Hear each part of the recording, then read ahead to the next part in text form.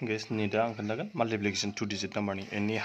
माने जिखिजा नाम्बारनि आरो जिखिजा अनजिमानि जेरै नायदो 35 सानजाब 31 समान फार्स्टआव जों मा खालामनांगोन 5 जों 1 जों 5 जों 1 जों सानजाबनांगोन ओमफ्राय 3 जों 3 जों बेखौ जोङो मोननै प्लेस खालाम फार्स्टआव जों नैबे सिगांनिखौ 1 जों 5 जों सिगांनि बिनिया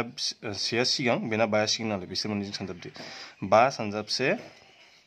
5 खौ आं मा लिरगोन नैबे मोननै डिजिटब्लाथाय माने मोननै नाम्बारबाथाय जरा नाम्बार थायोब्लाथाय बेबो जरा जानांगौ आरो बे जरा जानांगौ ओमफ्राय दाना नैबे 3 सानजाब 3 9 नालाय बेखौबो आङो मा लिरगोन मोननै नाम्बार लिरगोन मोननै 9 खौ मोननै डिजिटआव लिरोबा जोङो 0 होग्रोनांगोन आखिथिंजाय दा एबार बेजों सानजाबाय एबाराव नायदो नैबे 5 जों एबार खाथिजों खाथि सानजाबसिगोन ओमफ्राय गोजाननिजों गोजान 5 सानजाब 3 15 बेखौ साइडआव लिरदो 3 सानजाब 1 3 बेखौ मोननैखौ दाजाबदो दाना 5 10 8 18 ओमफ्राय 18 खौ जोङो नैबेयाव मा खालामगोन दाजाबगोन आरो 5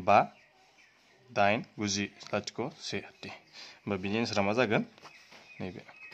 1085 बे बिनि एन्सार आरो